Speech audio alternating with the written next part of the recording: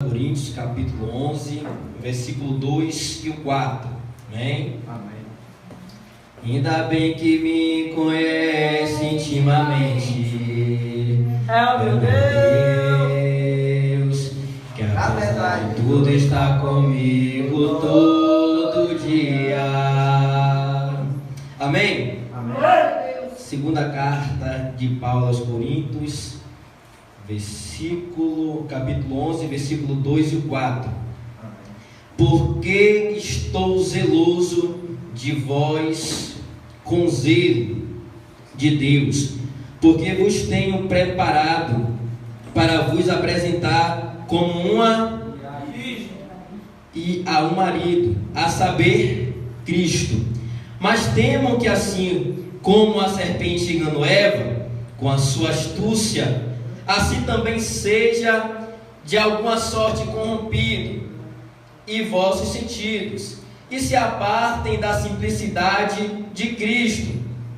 Porque se alguém vindo pregar outro Jesus, que não nos temos pregado, ou se receber outro Espírito que não recebeste, ou outro Evangelho que não abraçaste, com razão sofrereis.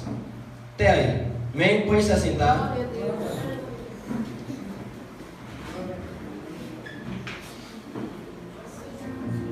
Gravação fica bonito.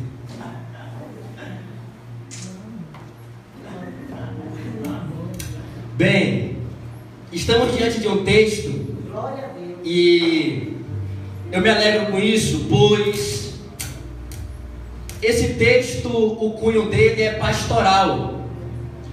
É um texto onde Paulo se coloca como pai da igreja de Corinto para os alertar de algumas coisas que estão acontecendo e que não está agrado de Paulo e tanto de Deus.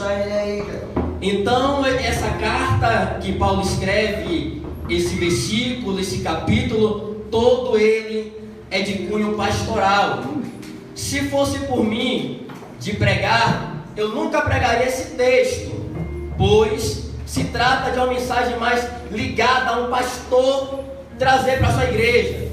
E por isso eu louvo a Deus, porque a pastora teve a confiança de nos colocar para ministrar essa palavra de cunho pastoral. É uma palavra necessária aos nossos ouvidos. Começo devagar, mas logo a chapa esquenta aqui e a gente começa a glorificar o nome do Senhor. Mas atente seu ouvido para entender isso aqui. Paulo se coloca como pai da igreja de Corinto e ele diz que quer que ela seja apresentada a Deus ou a Jesus, o marido, como uma virgem. E lá na frente a gente vai entender o porquê tem que ser uma virgem. Mas tem alguns pontos aqui sobre essa história ou sobre esse capítulo que vai me chamar a atenção. Porque o primeiro ponto que Paulo vai tratar com a igreja é acerca da simplicidade de Cristo. A primeira coisa que Paulo está falando aqui que me chama a atenção é acerca da simplicidade de Cristo. Porque para quem não sabe o que está acontecendo aqui nesse contexto histórico, é que se levantaram falsos profetas naquele meio e naquela igreja, e o povo estava acabando se corrompendo. Por quê? Porque os falsos profetas que se levantaram usavam a Bíblia para distorcer o evangelho que Paulo tinha pregado. Eu vou falar uma coisa aqui, lá na frente você vai entender. Essa igreja aqui é a igreja que a gente fala sempre, que Paulo prega, Apolo rega e Deus dá o crescimento. É uma igreja que está cada dia mais crescendo. E aí começa a se levantar falsos profetas dentro dela para começar a deturpar a mente daquele povo que ouviu o evangelho de Cristo, o evangelho que Paulo pregava. Só que o que me chama a atenção é acerca da simplicidade de Cristo, porque ele está falando acerca de algo simples. Porque se observarmos bem, vamos perceber que a mensagem de Cristo era uma mensagem curta, simples e objetiva. Uma mensagem simples. Só que os falsos profetas, estão vindo com a mensagem tão deturpada que acaba corrompendo a mente daqueles que estão ouvindo. E atente para cá para entender isso aqui. O homem pode ter vários tipos de palavra, mas permaneça crendo na palavra simples de Cristo. O homem pode vir com outro evangelho, mas continue com a simplicidade do evangelho de Cristo. Glória a Deus, aleluia. Observa aqui que Cristo, ele é simples em suas palavras. Cristo sempre foi simples ao se expressar e ao falar. É tanto que, certa feita, uma mulher pega no ato de adultério, vai ser apresentada a Cristo. E eles vêm com a própria palavra dizendo: conforme a lei de Moisés diz, apedreja. E tu, o que vai dizer? Cristo, com a sua mensagem simples, apenas vai dizer: aquele que não tem pecado, olha que mensagem simples. Eles estão vindo com a lei de Moisés, estão vindo baseado na Torá, no Pentateuco. Eles estão colocando algo que está escrito para colocar Cristo em uma enrascada. Mas a palavra simples de Cristo deu livramento a alguém. Glória a Deus.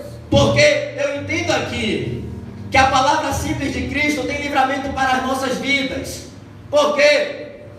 Porque na simplicidade que Cristo prega, são palavras de vida eterna. Aleluia. O homem está vindo com uma palavra, e essa palavra é uma palavra de morte. A lei diz que eu devo apedrejar. E tu que vai dizer? Como ele tem palavras de vida eterna, ele vai dizer: aquele que não tem pecado, que atire a primeira pedra. Eu já quero liberar a primeira profecia para essa igreja.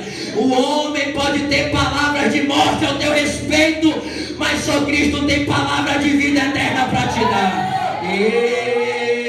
Talvez alguém falou para você: vai morrer. Talvez alguém disse para você: não vai chegar. Mas Cristo tem palavra de vida eterna e está liberando sobre essa igreja. E maior é o que Cristo escreveu ao teu respeito do que o que o homem falou de você. Aleluia. E interessante é que a mensagem de Cristo é simples, mas não deixa de ter autoridade. A mensagem é uma mensagem simples, mas nunca deixou de ter autoridade. Como você pode provar isso? Certa feita, alguns soldados, amando de alguém, vai até Jesus. Só que eles vão com a ordem de prender, com a ordem para capturar Cristo e levar. Só que quando eles chegam lá, em vez de eles pegarem Cristo, eles param, porque a mensagem que Cristo está pregando e as palavras de Cristo chamam a atenção do soldado que está chegando. Então ele para, ouve a mensagem que está sendo pregada e ministrada por Cristo e volta. E aí quem mandou eles prender vai perguntar: ué, por que não prendeu? E eles vão dizer: porque ninguém fala como ele fala. Glória a Deus. Ninguém fala como ele fala. Ninguém fala como ele fala. Sim, mas a ordem era para prender, mas ninguém fala como ele fala. A ordem era para matar, mas ninguém fala como ele fala. E o que ele falou ao teu respeito está falado. Talvez o homem queria te prender, talvez o homem queria te podar, mas o que Cristo escreveu ao teu respeito é diferente daquilo que o homem estava preparado para fazer na sua vida. Ninguém fala como ele fala. Ninguém se expressa como ele se expressa. A mensagem de Cristo era uma mensagem que atraía tantos de dentro como os de fora. E todo tipo, toda classe de pessoa sentava para ouvir a mensagem de Cristo. A mensagem de Cristo não era uma mensagem muito enfeitada. Era uma mensagem simples, mas que caiu no ouvido de todos. saudados, pobre, rico, gordo, magro, todo mundo sentava para ouvir a mensagem de Cristo. A simplicidade da mensagem alcançava os de dentro, fortalecia os de dentro e conquistava os de fora. E assim será na sua vida, assim será na sua vida. A mensagem de Cristo colocará na tua boca, vai ganhar os de dentro e alcançar os de fora, ganhar os de dentro e alcançar. Aí o texto vai dizer no versículo 3 acerca de uma mente corrompida. Uma mente que foi corrompida. E o primeiro erro que a mente corrompida acontece é de ela se cansar do normal, de querer algo novo, de querer algo que vá saciar a sua carne. A mente está corrompida porque ela queria desfrutar de algo novo, uma experiência nova. E isso aqui é interessante, porque ele cita a serpente do jardim, conversando com Eva. E isso é interessante, porque a cobra tem uma mensagem. A cobra tem uma mensagem. A cobra está falando com Eva, e Eva está dando ouvido à cobra. Só que o interessante é que o texto fala sobre uma mente corrompida. É que se desviou, saiu do propósito. Porque o costume era que na viração do dia, Cristo descia e o culto começava. Só que aí Eva cansou. Entenda isso aqui. Porque o diabo só vai te tentar naquilo que ele vê que você gosta. Então o diabo está percebendo que há uma incomodação no coração de Eva, porque todo dia Cristo desce e o culto só começa quando Cristo desce. Aleluia. Ela vai falar para Eva: Eva, se você comer desse fruto, você se tornará um Deus. Pega isso aqui.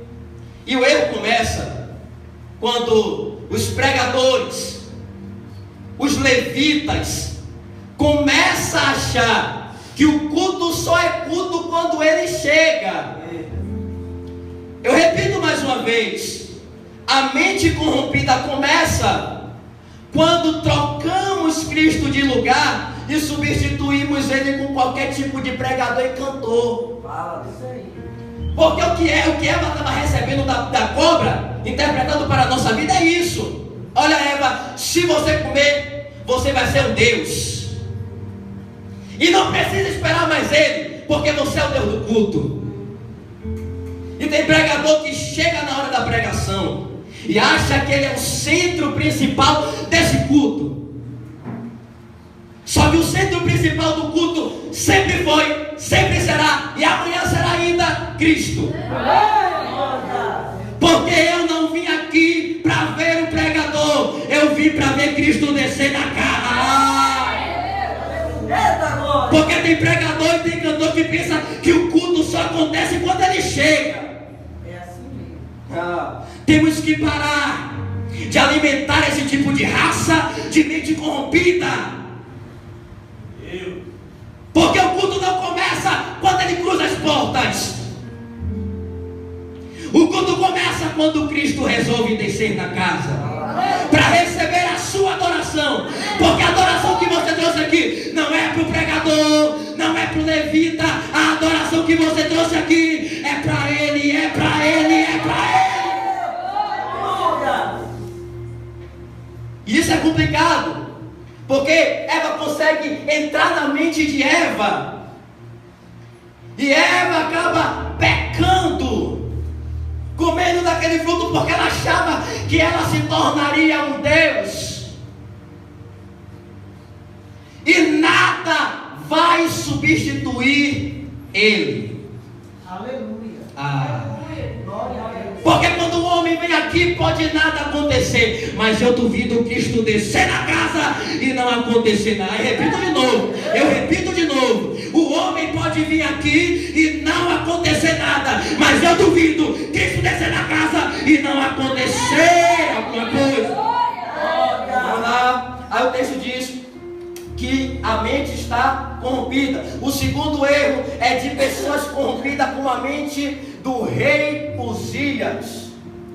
Olha o que está escrito lá em 2 Crônicas, capítulo 26, versículo 16. Mas havendo já se fortificado, exaltou-se o seu coração até se corromper. Transgrediu contra o Senhor seu Deus, porque entrou no templo do Senhor para queimar incenso no altar do incenso. Gabriel, quem é Uzias? Uzias é um rei que, logo no seu começo do seu ministério, ele faz tudo certo e ganha tanto a admiração dos seus quanto dos seus inimigos. E aí a soberba começa a entrar, e ele começa a achar que ele é o Deus daquele lugar. Ele começa a achar que ele pode mandar em tudo. Só que aí ele se engana, porque ele quer mudar a liturgia do culto. Como? Ele quer entrar no templo e queimar incenso. E quem lê Bíblia sabe que só está determinado a queimar incenso o sacerdote. Só que como ele se acha o tal, o bam, ele quer entrar no templo e queimar incenso e pensar que nada vai acontecer. Mas o texto dá continuidade e diz: e o Deus colocou uma lepra na sua testa. Bata na sua testa. Quando Cristo coloca a lepra na testa dele, parece que eu vejo Cristo dizendo assim: ô mocinho, quem manda aqui não é você. Põe na sua mente, quem manda aqui sou eu. Glória a Deus. Aleluia. Porque no teatro você faz o que você quer, no circo você faz o que você quer, mas aqui quem manda ainda é Ele. Eu repito mais uma vez para você dar um glória mais bonito. Quem manda no circo pode ser um homem, quem manda no teatro pode ser um homem, mas quem manda na igreja ainda é Deus. E Ele está aqui. Ele está aqui. Aleluia, Jesus. Glória a Deus. É Deus que manda no culto. Aleluia. Aleluia, Jesus. É porque estamos vivendo um cenário onde tem pessoas que são alimentadas por esse tipo de pregador, que não vem aqui para tratar das necessidades da igreja, mas sim para alimentar o seu ego. Doeu, não foi? Por isso que ninguém glorificou. Os pregadores atuais, não todos, porque o texto diz que tem falso profeta, e se tem falso é porque também tem verdadeiro. Então a maioria da mente corrompida quer entrar no culto e achar que a direção é dele. Aleluia. Aqui quem direciona é Deus. Glória a Deus. Aleluia. Isso aqui é interessante, que a mente está corrompida, eles estão achando que qualquer coisinha a igreja vai receber. Qualquer coisinha a igreja vai receber, vai adorar, vai glorificar e vai pular, porque é Ele que está pregando. Aleluia. Só que nos últimos dias, Cristo está levantando alguém com mensagem simples para tratar da necessidade da igreja. Glória a Deus. Eu não vim profetizar aqui que quando você pregar vai acontecer um mover. Eu vim pregar aqui que quando você pregar as pessoas vão entender o que você está pregando. Você precisa entender qual é a necessidade a ser tratada. Glória a Deus. Só que a gente vem para a igreja e se tiver no cartaz, fulano vai pregar, fulano vai louvar, eu vou porque é ele. Misericórdia. Queima ele, Jesus. Ei, se você faz isso, o seu culto é para ele, nunca foi para Deus. Aleluia. Se você vem aqui porque é do pregador ou porque é do levita, o seu culto está sendo para ele e não para quem deveria ser. Tá doendo, né? Por isso que você não está dando glória. Mas eu estou pregando para uma igreja que entende que o centro desse culto não é o homem. O centro desse culto permanece sendo ele. E daí que algumas igrejas se perderam. Quem não pode perder a adoração são vocês. Eu vou repetir mais uma vez. quem quiser perder a adoração, deixa quem quiser adorar o homem, mas você colocou a sua melhor roupa, seu melhor sapato, sua melhor calça e disse: eu vou adorar Ele, a Ele. Vamos lá, ainda tem palavra. Verso 13: porque tais falsos apóstolos são obreiros fraudulentos, transfigurado em apóstolo de Cristo. Vamos lá. Esse falso profeta dessa igreja, como eu te falei, porque essa igreja é aquela que Paulo fala. Paulo prega, Apolo rega e Deus Crescimento. Deus dá o quê? Crescimento. Então significa dizer que essa igreja está... Glória. Repito de novo. Paulo prega, Apolo rega e Deus dá Crescimento. Então a igreja estava Crescimento. pronto. Os falsos profetas ou os opositores só se levantou contra aquela igreja porque a igreja estava... Eu pergunto e vocês respondem. Existem falsos profetas que vêm aqui? Essa igreja é uma igreja mórbida ou uma igreja ativa? A igreja está parada ou está? Está entendendo por que os falsos profetas vêm aqui tentar falar mal daqui? Ah, Jesus! Está entendendo por que entra aqui e quer falar mal daqui? É porque a igreja não está parada.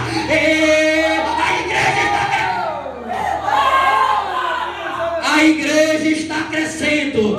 A igreja está crescendo. Os opositores vão se levantar. Não é porque essa igreja é igreja parada, é porque a igreja está crescendo. Está crescendo, está crescendo, está crescendo, está crescendo.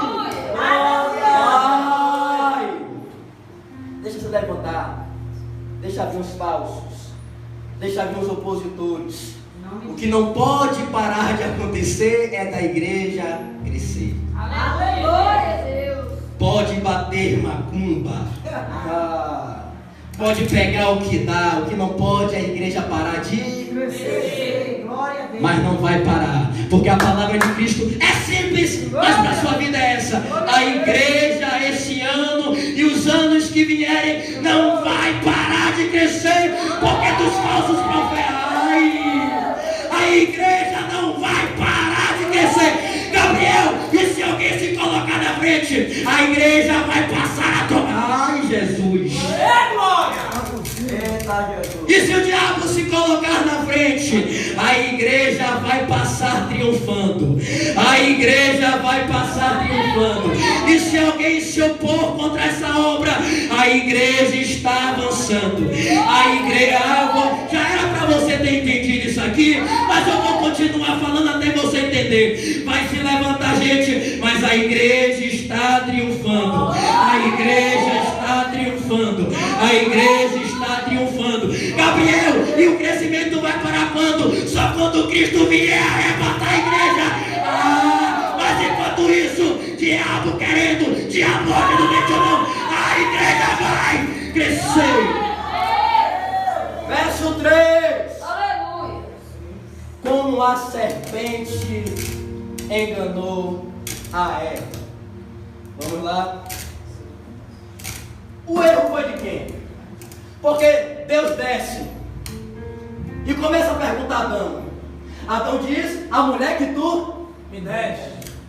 Eva, a serpente.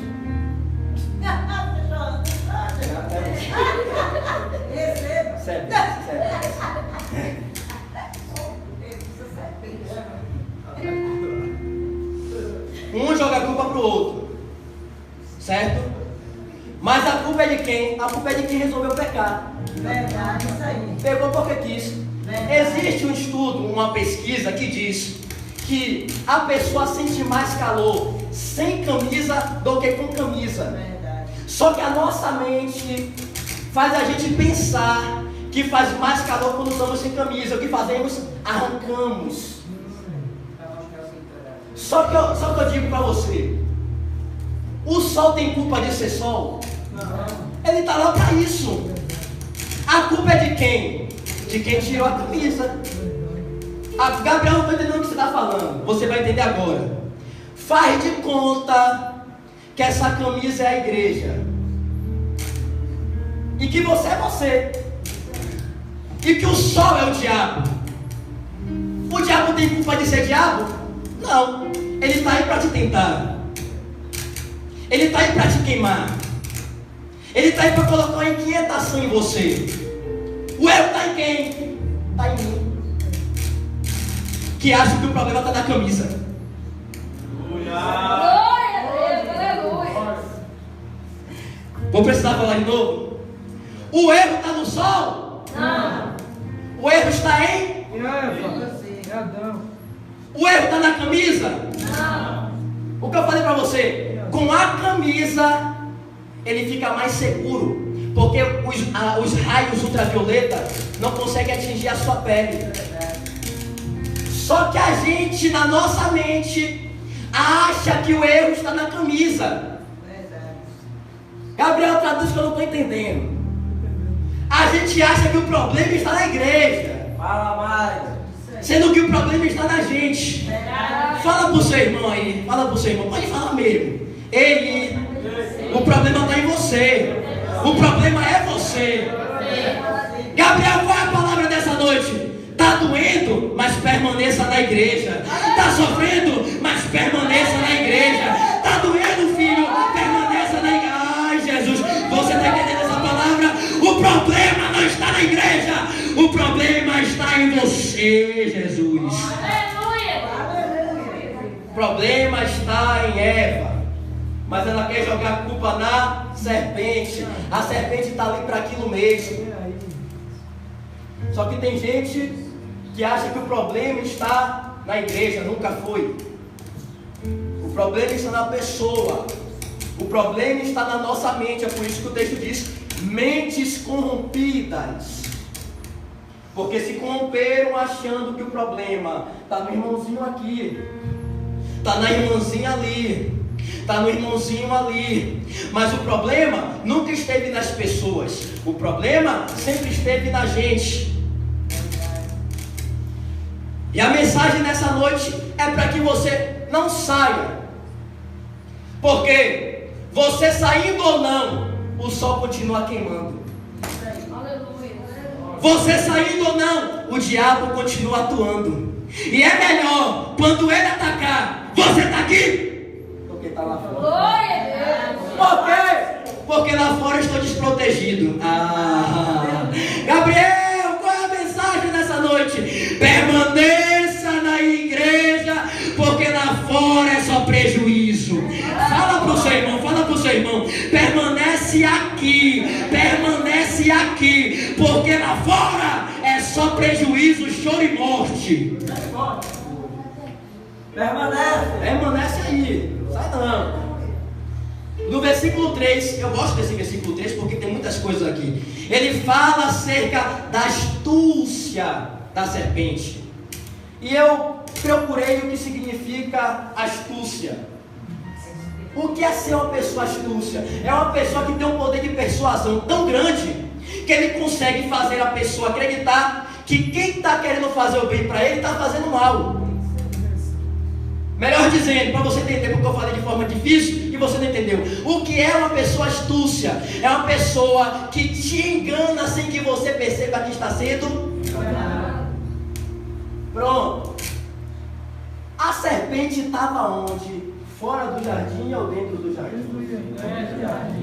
Tinha aparência de boa ou tinha aparência de mal? Se ela está conversando é porque tinha uma aparência boa.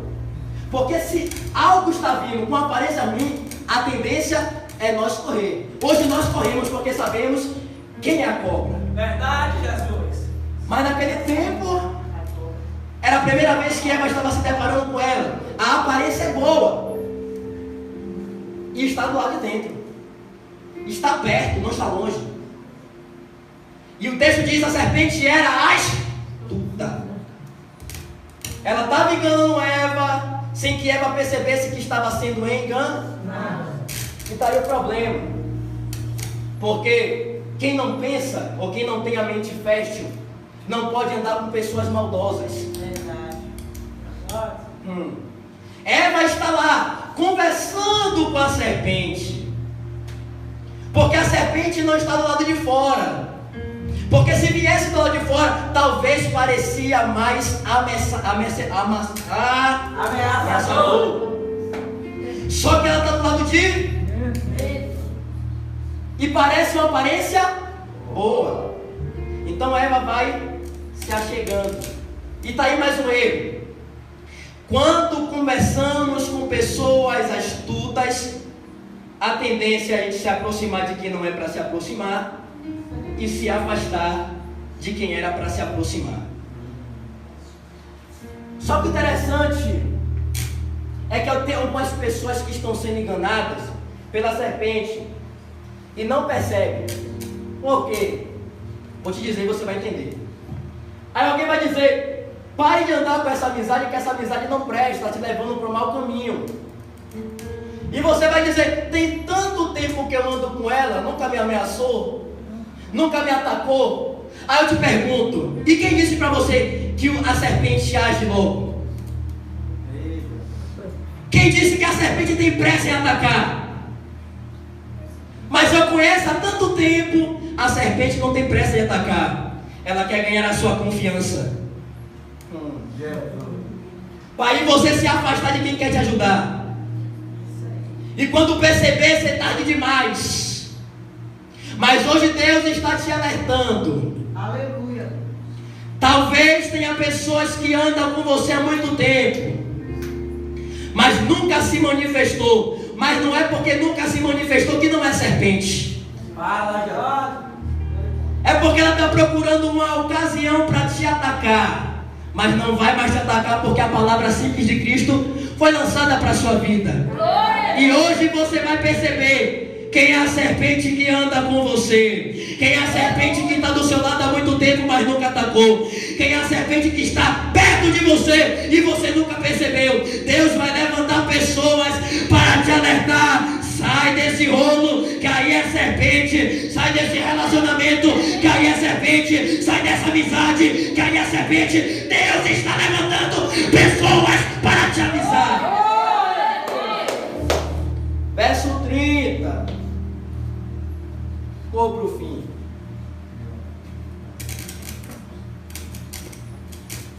Se convém gloriar-me no que diz respeito à minha fraqueza. Observe isso aqui. Se você olhar o contexto disso que Paulo está falando, ele fala que ele passou por diversos tipos de tormento. O texto diz que Paulo sofre, como o André Valdo pregou no domingo, quarentenas de açoite. Ele fala nesse texto. Ele fala que foi preso. Ele fala que apanhou. Ele fala que pessoas se levantaram contra ele. Ele fala aqui nesse texto. Só que quando chega no versículo 30, quando parece que Paulo vai dizer: maldito sou eu que passei por isso tudo, Paulo diz: convém me alegrar nisso tudo que eu passei. Isso aqui é interessante, porque Paulo passa por tanto tipo de dificuldade, ele ainda agradece a Deus por tudo isso que ele passou, sendo que ele passou por coisas que, se alguém passasse aqui, já teria se desviado há muito tempo. Aí a gente pergunta: será que Paulo enlouqueceu? Não. Paulo estava cheio do Espírito Santo. E o que foi que Paulo percebeu? Que aquilo que não matou ele, fortaleceu. Glória ao Santo Deus de Israel. Paulo entende que aquilo que não mata, Fortalece. aquilo que não mata, aquilo que não te matou te fortaleceu e você está aqui. Aquilo que não te matou em 2021 te fez chegar em 2022 forte. Aquilo que não te matou esse ano vai te fazer chegar em 2023 mais forte com ele.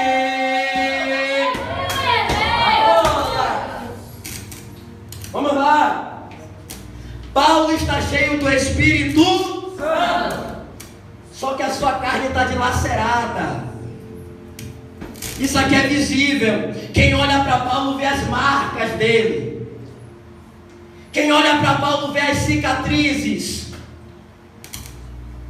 Quem olha para Paulo vê o sofrimento estampado em sua cara.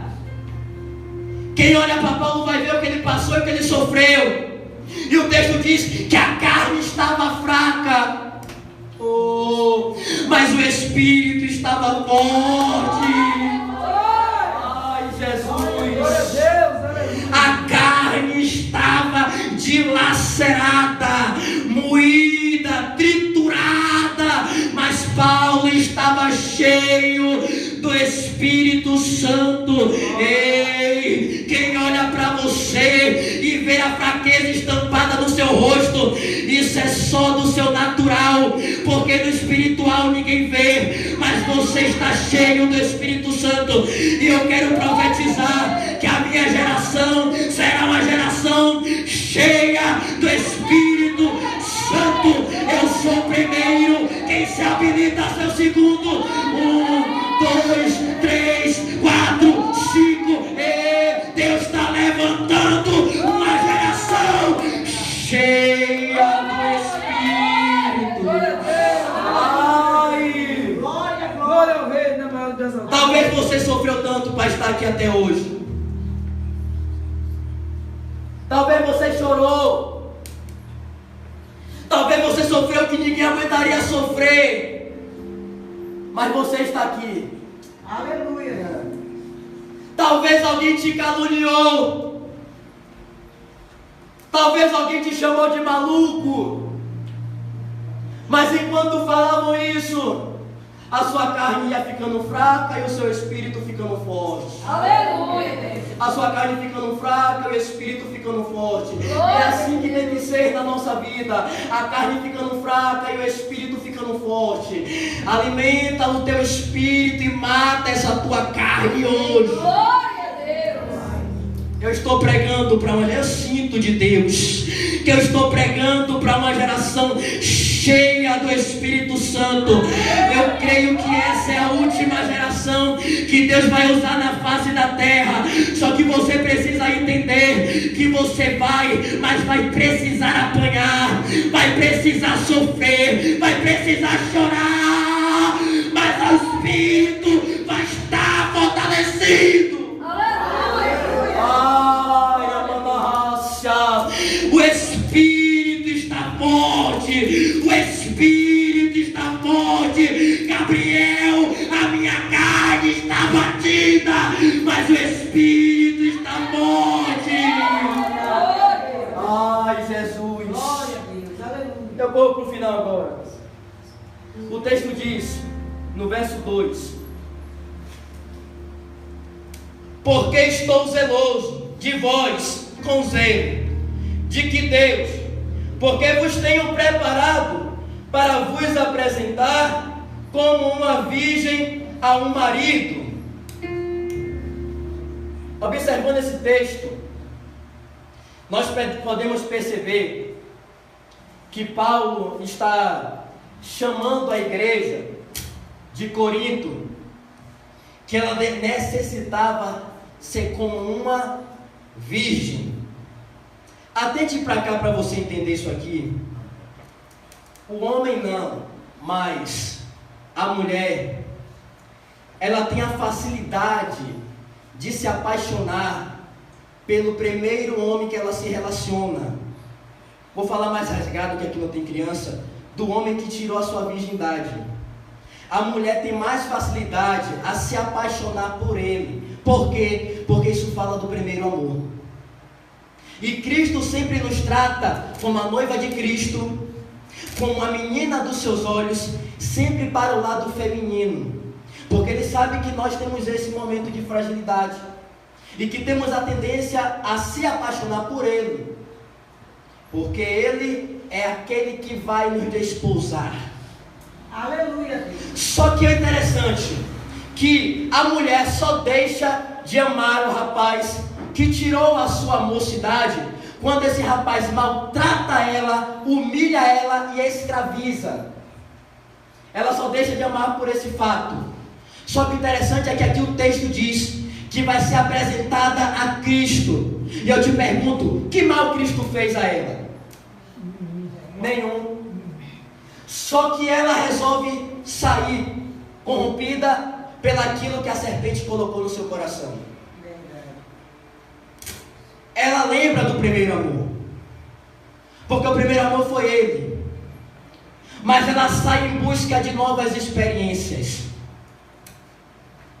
e essas experiências acabam afastando ela. E o amado continua no mesmo lugar. E se você acredita, se você quiser, mas eu chorei quando Cristo falou isso comigo, acerca dessa mensagem aqui. Porque aqui se trata de alguém que perdeu o seu primeiro amor.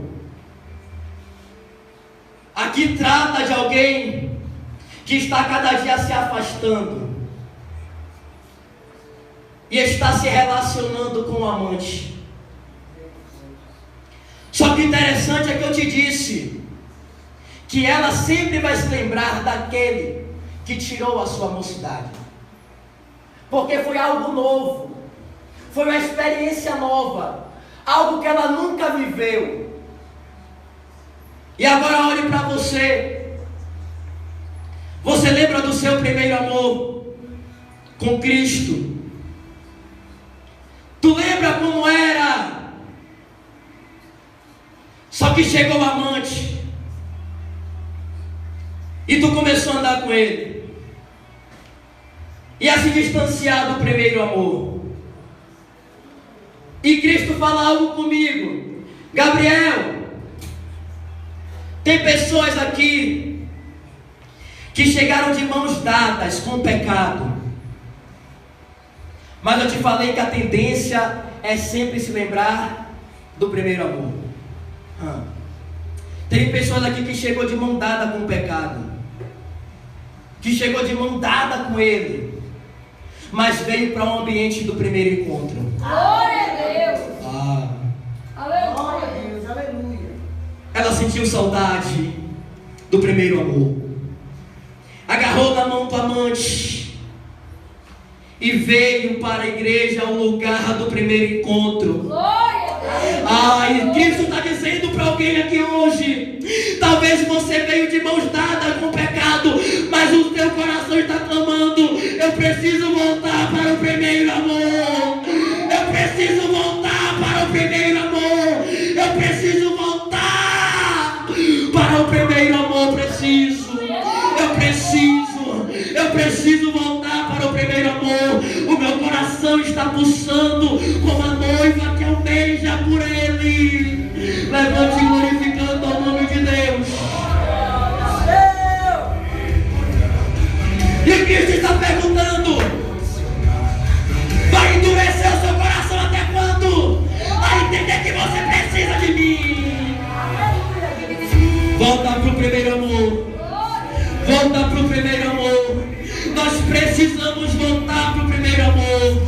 Eu me encaixo nessa pregação e vocês se encaixam também, porque mediante ao tempo que passa, a gente vai se distanciando e pegando na mão do amante. Mas Cristo está dizendo: estou de braços abertos. Volta, filho, volta para o primeiro amor. Volta para o primeiro amor. Volta para o primeiro amor. Volta para o primeiro amor.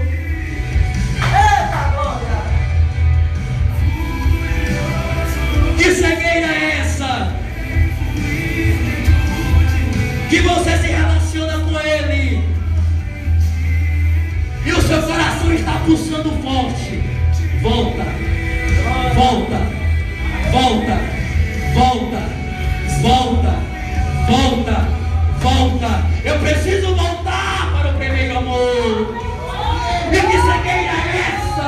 Ai, Ramanás, que está te atrapalhando. Cristo está dizendo: não há pecado maior que o meu amor. Não há pecado maior que o meu amor. Eu vim aqui nessa noite para te dizer: precisamos voltar ao primeiro amor.